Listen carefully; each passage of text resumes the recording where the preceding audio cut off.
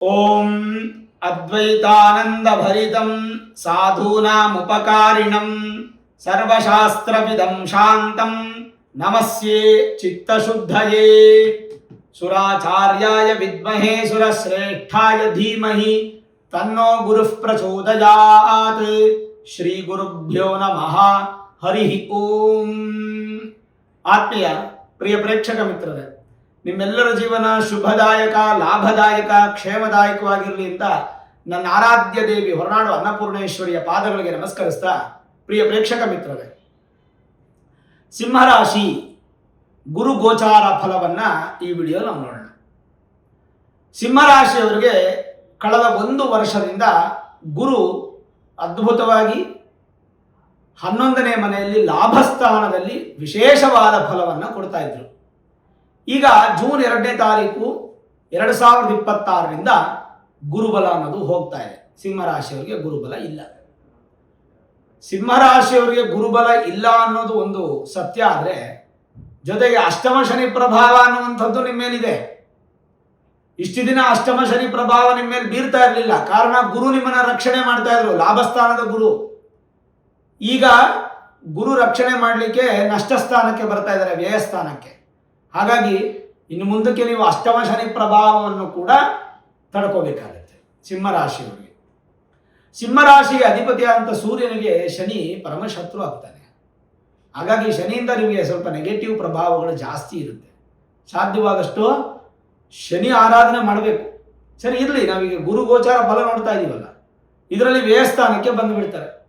ಇಲ್ಲಿಂದ ಸುಮಾರು 379 ದಿನಗಳು, ದಿನಾಂಕ 2/6/2026ರಿಂದ 15/6/2027 ತನಕ ನಿಮಗೆ ಗುರುಬಲ ಇರೋದಿಲ್ಲ ಸಿಂಹರಾಶಿಯವರು.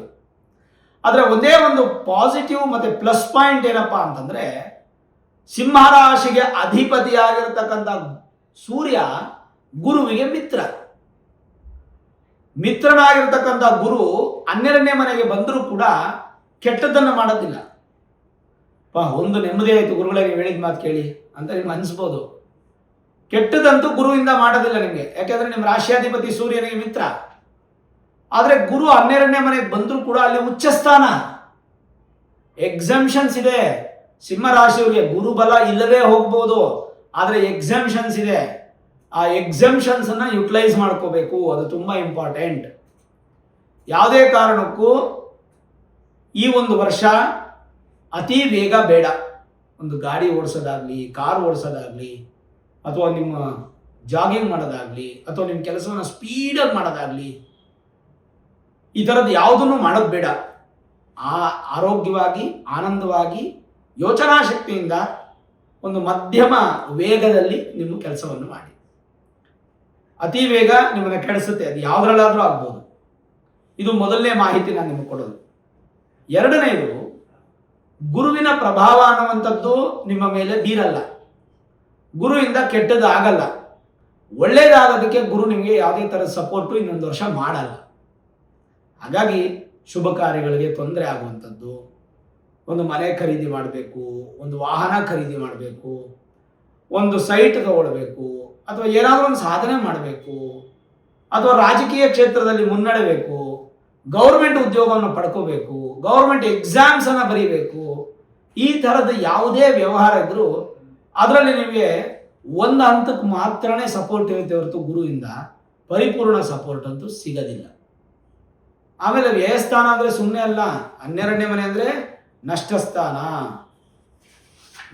ನಷ್ಟಸ್ಥಾನದ ಫಲ ಹೇಗಿರುತ್ತೆ ಗೊತ್ತಾ?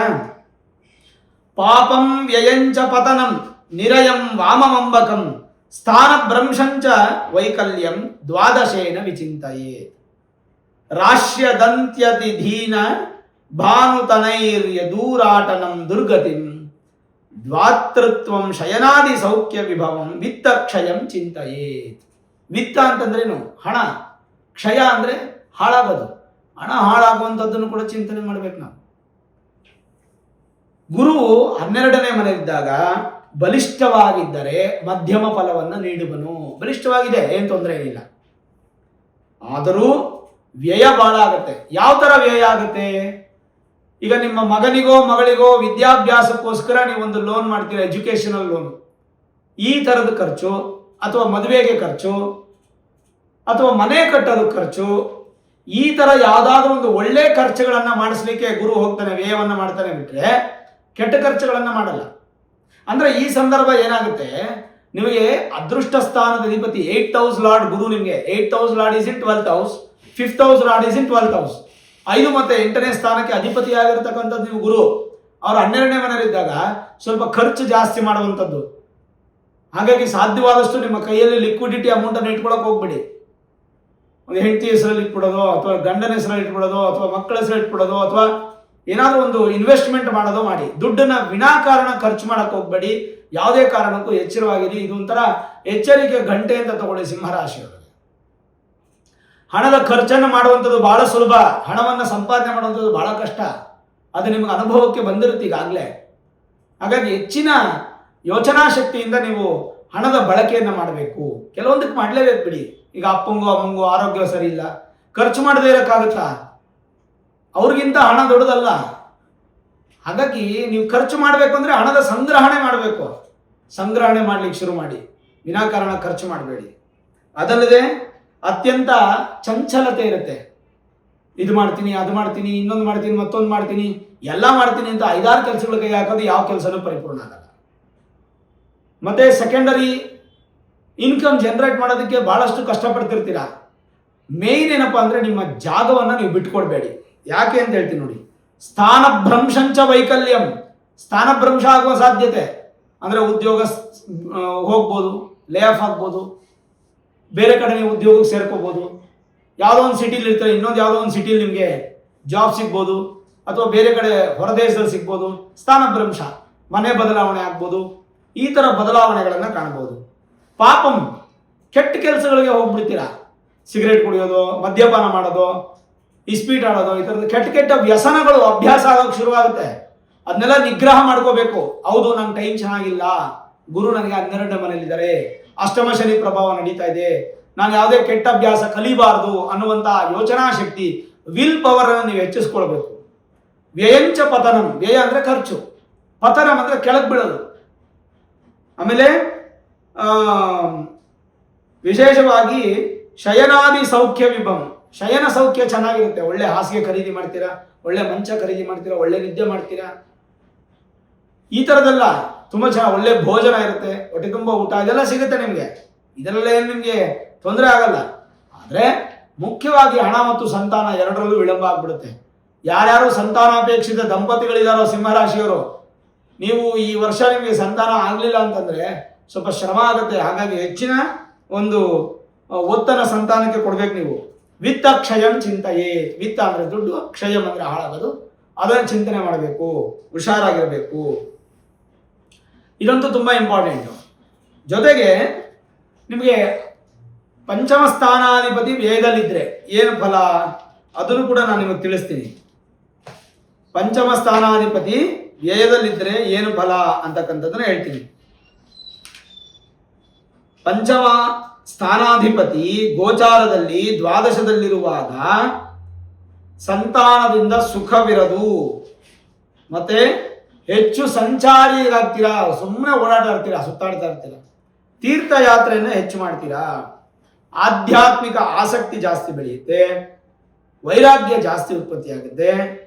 ಮತ್ತೆ ಇನ್ನೊಂದು ಹೇಳ್ಬೇಕಂತಂದ್ರೆ, ಯಾರ್ಯಾರು ದೇವರನ್ನು ನಂಬಲ್ಲ, ಗುರುಗಳನ್ನು ನಂಬಲ್ಲ, ಶಾಸ್ತ್ರವನ್ನು ನಂಬಲ್ಲ, ಸಂಪ್ರದಾಯ ನಂಬಲ್ಲ ಅಂತಾರೋ ಅಂಥವ್ರು ವೇಗಕ್ಕೆ ಗುರು ಬಂದಾಗ ಅತ್ಯಂತ ಅದ್ಭುತವಾಗಿ ನಂಬಿಡ್ತೀರ. ಬಹಳ ದೊಡ್ಡ ದೊಡ್ಡ ಚೇಂಜಸ್, ಮಿರಾಕಲ್ ಚೇಂಜಸ್ ಆಗಿಬಿಡುತ್ತೆ. ಅದನ್ನೆಲ್ಲ ನಾವು ನೋಡ್ಬೋದು. ಅದೇ ಥರ ನಿಮಗೆ ಅಷ್ಟಮ ಸ್ಥಾನಾಧಿಪತಿ ವ್ಯಯದಲ್ಲಿದ್ದರೆ ಅದಕ್ಕೂ ಒಂದು ಫಲ ಇದೆ. ಏನು? ಅಷ್ಟಮಾಧಿಪತಿ ವ್ಯಯದಲ್ಲಿದ್ದಾಗ ಅದಕ್ಕೇನು ಫಲ? ಒಂದು ಪ್ಲಸ್ ಪಾಯಿಂಟು. ಇದು ನೋಡಿ, ಎಲ್ಲರಿಗೂ ಕೂಡ ಎಲ್ಲ ಯೋಗಗಳು ಭಗವಂತ ಕೊಡಲ್ಲ. ಕುಂಡಲಿ ಸಮೀಕ್ಷೆ ಗ್ರಂಥದ ಪ್ರಕಾರ ಅಷ್ಟಮಾಧಿಪತಿಯು ದ್ವಾದಶದಲ್ಲಿದ್ದರೆ ಅದು ವಿಪರೀತ ರಾಜಯೋಗವನ್ನು ಉಂಟು ಮಾಡುತ್ತದೆ. ವ್ಯಯಸ್ಥಾನಾಧಿಪತಿ ಕುಡಿದಂತಹ ಯೋಗವು ಪ್ರಬಲವಾಗುತ್ತೆ. ಅದರಲ್ಲೂ ಗುರು ಅದರ ಉಚ್ಚ ಸ್ಥಾನದ ಫಲ ಆಗುತ್ತೆ. ತನ್ಮೂಲಕ ಅದೃಷ್ಟದಿಂದ ಧನಾಗಮ ಪ್ರಾಪ್ತಿ, ತತ್ವಜ್ಞಾನ, ಧಾರ್ಮಿಕ ವಿದ್ಯೆ, ಪುಣ್ಯ ಕಾರ್ಯಗಳು ಇದಕ್ಕೆ ನೀವು ದುಡ್ಡು ಖರ್ಚು ಮಾಡ್ತೀರಾ. ಖರ್ಚು ಮಾಡ್ಬೇಕಂದ್ರೆ ಸಂಪಾದನೆ ಮಾಡ್ಬೇಕಾಗತ್ತೆ. ಸದ್ಗತಿ ಅನ್ನುವಂಥದ್ದು ಪ್ರಾಪ್ತಿ ಆಗುತ್ತೆ, ಪ್ರವಾಸ ಅಭಿವೃದ್ಧಿ ಆಗುತ್ತೆ. ಸ್ವಲ್ಪ ಸಾಲ ಮಾಡ್ತೀರಾ, ಕೆಟ್ಟ ವಿಚಾರದಲ್ಲಿ ಆಸಕ್ತಿ ಜಾಸ್ತಿ ಬರುತ್ತೆ. ಆಗಲೇ ಹೇಳಿದೆ, ಅದನ್ನು ನೀವು ಖಂಡಿತ ಕಡಿಮೆ ಮಾಡ್ಕೋಬೇಕು. ಇನ್ನು ವಿಶೇಷವಾಗಿ ಅಷ್ಟಮಾಧಿಪತಿ ದ್ವಾದಶದಲ್ಲಿದ್ದಾಗ ಒಮ್ಮೊಮ್ಮೆ ವಿಪರೀತ ರಾಜಯೋಗವನ್ನು ಕೂಡ ಅದು ಉಂಟು ಮಾಡುತ್ತೆ. ಅದನ್ನು ನೀವು ತಿಳಿಬೇಕು. ವಿಪರೀತ ರಾಜಯೋಗವನ್ನು ಉಂಟು ಮಾಡಿಬಿಡುತ್ತೆ. ಇನ್ನು 12ನೇ ಮನೆಯಲ್ಲಿ ಗ್ರಹಗಳು ಈ ರೀತಿಯಾಗಿದ್ದಾಗ ಏನು ಫಲ ಸಿಗುತ್ತೆ ಅನ್ನೋದು ಇನ್ನೊಂದು ವಿಚಾರದಲ್ಲಿ ನೋಡೋಣ. ಉತ್ತಮವಾಗಿ ಹಣ ಲಾಭ, ಶಯನ ಸುಖ, ಮಿತವಾಗಿ ಖರ್ಚು ಮಾಡಬೇಕು. ಕೋಪಿಷ್ಠರಾಗ್ಬಿಡ್ತೀರಾ, ತುಂಬ ಕೋಪ ಪಡಬಾರ್ದು. ಅದು ಬಹಳನೇ ಇಂಪಾರ್ಟೆಂಟು. ಎಷ್ಟೋ ಜನ ಸಿಕ್ಕಾಪಟ್ಟೆ ಕೋಪ ಮಾಡ್ಕೋತಾರೆ, ಕೋಪ ಮಾಡ್ಕೋಬಾರ್ದು. ಅದಲ್ಲದೆ ಅಡ್ಡಾದಿಡ್ಡಿ ವೆಚ್ಚ ಮಾಡುವಂಥದ್ದು, ಬಲಹೀನ ದೇಹ ಮಾಡ್ಕೊಳ್ಳೋದು, ದೇಹದಲ್ಲಿ ಬಲ ಕಮ್ಮಿ ಆಗುತ್ತೆ. ಮತ್ತು ಕೆಲವು ಸಲ ಇರೋದನ್ನೆಲ್ಲ ಕಳ್ಕೊತೀರಾ. ಇವೆಲ್ಲವನ್ನು ನೋಡಿದಾಗ ನಮಗೆಲ್ಲೋ ಒಂದು ಕಡೆ ಒಳ್ಳೆಯದರಲ್ಲಿ ಕೆಟ್ಟದ್ದು, ಕೆಟ್ಟದರಲ್ಲಿ ಒಳ್ಳೆಯದು ಎರಡೂ ಕೂಡ ಸಿಂಹರಾಶಿಯವರಿಗೆ ಸರಿಸಮಾನವಾಗ್ತಾ ಇದೆ. ಮತ್ತು ಹೆಚ್ಚಿನ ಸಪೋರ್ಟ್ ಅನ್ನುವಂಥದ್ದು ಯಾರಿಗೂ ಸಿಗಲ್ಲ. ಒಬ್ಬರೇ ನೀವು ಬೆಳಿಬೇಕು, ಒಬ್ಬರೇ ಮೇಲ್ ಬರಬೇಕು, ಯಾರ್ದು ನಿಮ್ಗೆ ಸಪೋರ್ಟ್ ಸಿಗಲ್ಲ. ವ್ಯವಸಾಯ ಮಾಡೋರಂತೂ ಚೆನ್ನಾಗಿರುತ್ತೆ, ತೊಂದರೆ ಇಲ್ಲ. ಭೂಮಿ ನಿಮಗೆ ಮೋಸ ಮಾಡಲ್ಲ. ರಿಯಲ್ ಎಸ್ಟೇಟ್ ಬಿಸ್ನೆಸ್ ಅವರು ಚೆನ್ನಾಗಿರುತ್ತೆ, ಅದೆಲ್ಲ ಪ್ರಾಬ್ಲಮ್ ಇಲ್ಲ, ಪಾಸಿಟಿವ್ ಇರುತ್ತೆ. ತಾಯಿಯಿಂದ ಸಂತೋಷ. ಮತ್ತು ಹೆಂಡತಿನೂ ಕೂಡ ಹೆಚ್ಚು ಖರ್ಚು ಮಾಡೋಳಾಗ್ತಾಳೆ, ಅಥವಾ ಹೆಂಡತಿ ಯಜಮಾನಿ ಆದರೆ ಗಂಡ ಹೆಚ್ಚು ಖರ್ಚು ಮಾಡೋನಾಗ್ತಾನೆ. ಶತ್ರುಗಳು, ಬಹುಶತ್ರುಗಳು ಜಾಸ್ತಿ ಆಗೋ ಸಾಧ್ಯತೆ ಇರುತ್ತೆ. ಎಲ್ಲವೂ ಕೂಡ ನೀವು ಬ್ಯಾಲೆನ್ಸ್ ಮಾಡಬೇಕಾದಂಥ ಆದ್ಯ ಕರ್ತವ್ಯ ನಿಮಗಿರುತ್ತೆ. ಸರಿ, ಹಾಗಾದರೆ ಇನ್ನೊಂದು ಎಕ್ಸಾಮ್ಷನ್ಸ್ ಹೇಳ್ತೀನಿ. ಒಂದು ಎಕ್ಸಾಮ್ಷನ್ಸ್ ನಿಮಗೆ ಸಿಂಹರಾಶಿ ಅಧಿಪತಿ ಅಂತ ಸೂರ್ಯನಿಗೆ ಗುರು ಮಿತ್ರ. ಎರಡನೇದು ಗುರು ವ್ಯಯದಲ್ಲಿದ್ದರೂ ಕೂಡ ಉಚ್ಚ ಸ್ಥಾನದಲ್ಲಿರ್ತಕ್ಕಂಥದ್ದು 2 ಎಕ್ಸಾಮ್ಷನ್ಸು. 3ನೇ ಎಕ್ಸಾಮ್ಷನ್ಗೆ ನಿಮ್ಮ ಮೂಲ ಜಾತಕದಲ್ಲಿ ಗುರು ಏನಾದರೂ ಉಚ್ಚ ಸ್ಥಾನದಲ್ಲೋ, ಸ್ವಂತ ಮನೆಯಲ್ಲೋ, ಮಿತ್ರನ ಮನೆಯಲ್ಲೋ ಇದ್ದರೆ ನಿಮಗೆ ಈ ಗುರು ನೆಗೆಟಿವ್ ಅನ್ನೋದು ದೂರ ಆಗ್ಬಿಡುತ್ತೆ. ಅದಕ್ಕೆ ನಿಮ್ಮ ಮೂಲ ಜಾತಕವನ್ನು ಒಮ್ಮೆ ನುರಿತ ಜ್ಯೋತಿಷ್ಯರಿಗೆ ತೋರಿಸ್ಕೊಂಡು Vedic astrology, higher astrology predictions ಅನ್ನು ಮಾಡಿಸ್ಕೊಂಡು ಏನಾದರೂ ಗುರು ಅಸ್ತನಾಗಿದ್ದರೆ, ವಕ್ರಿಯಾಗಿದ್ದರೆ, ಪಾಪಕರ್ತರ ಯೋಗದಲ್ಲಿದ್ದರೆ, ಪಾಪಗ್ರಹಗಳ ಯುತಿಯಾಗಿದ್ದರೆ, ನೀಚನಾಗಿದ್ದರೆ, ಶತ್ರು ಮನೆಯಲ್ಲಿದ್ದರೆ ಅದಕ್ಕೆ ಸಂಬಂಧಪಟ್ಟಂಥ ಪರಿಹಾರ ಮಾಡ್ಕೊಳ್ಳಿ. ಖಂಡಿತ ನಿಮ್ಗೆ ಅದೊಂದು ಎಕ್ಸಾಮ್ಷನ್ ಸಿಗುತ್ತೆ. ಪರಿಹಾರ ಅಂದರೆ ಒಂದು ನಾಮಕ ಬಂತು. ಗುರು ಶಾಂತಿ ಮಹಾಯಾಗ ಎಲ್ಲ ಕಡೆ ಮಾಡ್ತಾ ಇರ್ತಾರೆ. ಜೂನ್ 2, 2026ಕ್ಕೆ ಎಲ್ಲ ಕಡೆ ಗುರು ಶಾಂತಿ ಮಹಾಯಾಗ ಮಾಡ್ತಾ ಇರ್ತಾರೆ. ನಿಮ್ಮ ಊರು, ಗ್ರಾಮದಲ್ಲೋ, ಮಠದಲ್ಲಿ ಅಥವಾ ಮಂದಿರಗಳಲ್ಲಿ ಎಲ್ಲರೂ ಮಾಡ್ತಾ ಇರ್ತಾರೆ. ಅಲ್ಲೋಗಿ ಪಾರ್ಟಿಸಿಪೇಟ್ ಮಾಡಿ. ಒಂದು 500, 1000, 2000, 5000 ಅಮೌಂಟ್ ಇಟ್ಟಿರ್ತಾರೆ. ಅದನ್ನು ಪೇ ಮಾಡಿ ನಿಮ್ಮ ಗೋತ್ರ, ನಕ್ಷತ್ರ, ರಾಶಿ, ಹೆಸರು ಎಲ್ಲ ಕೊಟ್ಟು ಸಂಕಲ್ಪ ಮಾಡಿಸಿ ಪೂಜೆ ಯಾಗಕ್ಕೆ ಪಾರ್ಟಿಸಿಪೇಟ್ ಮಾಡಿ. ಕಡ್ಡಾಯವಾಗಿ ಮಾಡಲೇಬೇಕು ಸಿಂಹರಾಶಿಯವರು. ಬಿಡಿ, ನಿಮ್ಗೆಲ್ಲೂ ಅನುಕೂಲ ಆಗಲಿಲ್ವಾ? ನಾನು ನಿಮ್ಮ ಸಹಕಾರದೊಂದಿಗೆ 1 ಲಕ್ಷ ಸ್ವಾಹಾಕಾರದ ಗುರುಶಾಂತಿ ಮಹಾಯಾಗವನ್ನು ಇದೇ 2ನೇ ತಾರೀಕು 6ನೇ ತಿಂಗಳು 2026 ಬೆಂಗಳೂರು ಸಿಟಿ ಅತ್ತಿಬೆಲೆ ಎಲೆಕ್ಟ್ರಾನಿಕ್ ಸಿಟಿಯಿಂದ ಅತ್ತಿಬೆಲೆಗೆ ಬಂದು, ಅತ್ತಿಬೆಲೆಯಿಂದ 1 ಕಿಲೋಮೀಟರ್ ದೂರದಲ್ಲಿ ಒಂದು ಕ್ಷೇತ್ರ ಇದೆ. ಅದರದ್ದು ಲೊಕೇಶನ್ ಎಲ್ಲ ನಿಮಗೆ ಫಸ್ಟ್ ಕಮೆಂಟಲ್ಲಿ ಪಿನ್ ಆಗಿರುತ್ತೆ. ಅಲ್ಲಿಗೆ ಬಂದು ಗುರುಶಾಂತಿ ಮಹಾಯಾಗವನ್ನು ದರ್ಶನ ಮಾಡಿ, ಅನ್ನದಾನ ಸ್ವೀಕಾರ ಮಾಡಿ ದೇವರ ದರ್ಶನ ಮಾಡ್ಬೋದು. ಈ ಪೂಜೆಗೆ ನೀವು ಪಾರ್ಟಿಸಿಪೇಟ್ ಮಾಡಬೇಕು ಅಂತಂದರೆ 8431384001 ಅನ್ನುವಂಥ ನಂಬರ್ಗೆ ನೀವು ಫೋನ್ ಮಾಡಿದ್ರೆ ನಿಮಗೆ ವಾಟ್ಸಪ್ ಮುಖಾಂತರ ಎಲ್ಲ ಡೀಟೇಲ್ಸ್ ಕಳಿಸ್ಕೊಡ್ತಾರೆ. 1001 ರೂಪಾಯಿ ಹಣವನ್ನು ಪಾವತಿ ಮಾಡಿ ನಿಮ್ಮ ಗೋತ್ರ, ನಕ್ಷತ್ರ, ರಾಶಿ, ಹೆಸರು, ಪಿನ್ ಕೋಡ್ ಸಮೇತವಾಗಿ ನಿಮ್ಮ ಅಡ್ರೆಸ್ ಅನ್ನು ಟೈಪ್ ಮಾಡಿ ಕಳಿಸ್ಕೊಟ್ರೆ ರಿಜಿಸ್ಟ್ರೇಷನ್ ಪ್ರಾಸೆಸ್ ಕಂಪ್ಲೀಟ್ ಆಗುತ್ತೆ. ಅವತ್ತಿನ ದಿನ ಮಹಾಯಾಗ ಅನ್ನುವಂಥದ್ದು ನಡೆಯುತ್ತೆ. ಅದರಲ್ಲಿ ಸಂಕಲ್ಪ ಆಗಿ ಅಕ್ಷತೆ, ಸರ್ಟಿಫಿಕೇಟ್ ಸಮೇತ ಕರುಂಗಲಿ ಮಾಲಾ ಅನ್ನುವಂಥ ಮಾಲೆ ಪ್ರಸಾದ ರೂಪದಲ್ಲಿ ಕೊರಿಯರ್ನಿಂದ ನಿಮ್ಗೆ ಬರುತ್ತೆ, ಮನೆಗೆ ಬರುತ್ತೆ. ಆ ಕರುಂಗಲಿ ಮಾಲೆ ಧರಿಸ್ಕೊಳ್ಳೋದ್ರಿಂದ ನೆಗೆಟಿವ್ ಎನರ್ಜಿ ದೂರವಾಗಿ ಪಾಸಿಟಿವ್ ಎನರ್ಜಿ ಇನ್ಕ್ರೀಸ್ ಆಗುತ್ತೆ. ಹಾಗಾಗಿ ಈ ಪೂಜೆಯಲ್ಲಿ ಪಾರ್ಟಿಸಿಪೇಟ್ ಮಾಡೋರು ಕೇವಲ ಈ ಒಂದು ನಂಬರ್ 8431384001 ಮಾತ್ರ ನೀವು ಕರೆ ಮಾಡಿದ್ರೆ ನಿಮ್ಮ ಡೀಟೇಲ್ಸ್ ಸಿಗುತ್ತೆ. ಅದನ್ನು ಹೊರತುಪಡಿಸಿ ಯಾವ ನಂಬರ್ ಕರೆ ಮಾಡಿದ್ರು ಡೀಟೇಲ್ಸ್ ಸಿಗೋದಿಲ್ಲ. ಇದಲ್ಲದೆ ವಿಶೇಷವಾದಂಥ ವಿಚಾರ ಇನ್ನೊಂದಿದೆ. ಏನಪ್ಪ ಅಂತಂದರೆ, ಈ ಪೂಜೆಗೆ ದುಡ್ಡು ಕೊಟ್ಟವರೇ ಬರಬೇಕಾ ಗುರುಗಳೇ, ಬೇರೆಯವ್ರು ಬರಬಾರ್ದಂದ್ರೆ ಖಂಡಿತವಾಗ್ಲೂ ನೀವು ನಿಮ್ಮ ಸಕುಟುಂಬ ಸಪರಿವಾರ ಸಮೇತವಾಗಿ ಪ್ರತಿಯೊಬ್ಬರೂ ಬಂದು ಈ ಪೂಜೆಗೆ ಪಾರ್ಟಿಸಿಪೇಟ್ ಮಾಡ್ಬೋದು, ದರ್ಶನ ಮಾಡ್ಬೋದು, ಪ್ರಸಾದವನ್ನು ಸ್ವೀಕಾರ ಮಾಡಿಕೊಂಡು ಅನ್ನದಾನ ಪ್ರಸಾದವನ್ನು ನೀವು ಹೊರಡ್ಬೋದು. ಗುರು ಆಶೀರ್ವಾದ ಸಿಗುತ್ತೆ. ಯಾರ್ಯಾರು ದುಡ್ಡು ಪೇ ಮಾಡಿದ್ರು ಅವ್ರ ಹೆಸರು ಸಂಕಲ್ಪ ಆಗಿ ಕರುಂಗಲಿ ಮಾಲೆ ಬರುತ್ತೆ. ಸುಮಾರು ಜನ ದುಡ್ಡು ಪೇ ಮಾಡಿದ್ದಾರೆ, ಆದರೆ ಬರೋಕ್ಕಾಗಲ್ಲ. ಅಂಥವ್ರದ್ದು ಏನಪ್ಪ ಅಂತಂದರೆ, ನೀವು ಲೈವ್ ಟೆಲಿಕಾಸ್ಟ್ ಇರುತ್ತೆ ಫೇಸ್ಬುಕ್ ಮತ್ತು ಯೂಟ್ಯೂಬಲ್ಲಿ. ಲೈವ್ ಟೆಲಿಕಾಸ್ಟ್ ಇರುತ್ತೆ. ನೀವು ಕೂತಲ್ಲೇ ಸಂಪೂರ್ಣ ವಿಡಿಯೋ ಬೆಳಗ್ಗೆ 5:30 ಹಿಡಿದು ಮಧ್ಯಾಹ್ನ 1 ಗಂಟೆಗೆ ಪೂಜೆ ಮುಗಿದು 2 ಗಂಟೆ 3 ಗಂಟೆವರೆಗೂ ಅನ್ನದಾನ ಆಗುವಂಥದ್ದನ್ನು ಪ್ರತಿಯೊಂದನ್ನು ಕೂಡ ನೀವು ಲೈವ್ ಮುಖಾಂತರ ವೀಕ್ಷಿಸ್ಬೋದು. ಈ ಗುರುಶಾಂತಿ ಮಹಾಯಾಗ ಅನ್ನುವಂಥದ್ದು ವಿಶೇಷವಾಗಿ ನಡೆಯುತ್ತೆ. ಎಲ್ಲರೂ ಕೂಡ ಪಾರ್ಟಿಸಿಪೇಟ್ ಮಾಡಿ. ಎಸ್ಪೆಷಲಿ ಸಿಂಹ ರಾಶಿಯವರಿಗೆ ಕಂಪಲ್ಸರಿ ನೀವು ಗುರುಶಾಂತಿ ಮಹಾಯಾಗ ಮಾಡ್ಕೋಬೇಕು. ನಮ್ಮಲ್ಲೇ ಮಾಡಿ ಅಂತ ನಾನು ಹೇಳ್ತಾ ಇಲ್ಲ, ನೀವು ಎಲ್ಲಾದ್ರೂ ಮಾಡಿ, ಒಟ್ಟು ಮಾಡಿ, ಸೇವೆ ಮಾಡಿ, ಭಗವಂತನ ಆಶೀರ್ವಾದ ಅಂತೂ ಪಡ್ಕೊಳ್ಳಿ. ಇದಂತೂ ವೆರಿ ಕ್ಲಿಯರ್ ನಾನು ಹೇಳ್ತೀನಿ. ಯಾವ ಕಾರಣಕ್ಕೂ ನೆಗ್ಲಿಜೆನ್ಸಿ ಮಾಡಬೇಡಿ. 12th house is not A very good house, disaster place, ನಷ್ಟ ಸ್ಥಾನ, ವ್ಯಯಸ್ಥಾನ, ಖರ್ಚು ಮಾಡೋ ಸ್ಥಾನ. ಭಯಪಡಿಸ್ತಾ ಇಲ್ಲ, ಎಕ್ಸಂಪ್ಷನ್ಸ್ ಇದೆ, ಮೂಲ ಜಾತಕದ ಮೇಲೆ ಡಿಪೆಂಡ್ ಆಗುತ್ತೆ. ಯಾವುದಕ್ಕೂ ಒಂದು ಗುರುಶಾಂತಿ ಮಹಾಯಾಗ ಮಾಡಿಕೊಳ್ಳೋಣ. ಸಿಂಹರಾಶಿಯವರು ಎಲ್ಲರೂ ಕೂಡ ತುಂಬ ಚೆನ್ನಾಗಿರ್ತೀರಾ, ಚಿಂತೆ ಮಾಡಬೇಡಿ, ಧೈರ್ಯವಾಗಿ. ನೋಡೋದ್ರಲ್ಲ ವೀಕ್ಷಕರೇ, ಗುರು ಗೋಚಾರ ಫಲ 2026 ಸಿಂಹರಾಶಿಯವರ ಪಾಸಿಟಿವ್ ಮತ್ತು ನೆಗೆಟಿವ್ ಎಲ್ಲವನ್ನ ವಿಶೇಷವಾಗಿ ತಿಳಿಸ್ಕೊಟ್ಟಿದ್ದೀನಿ.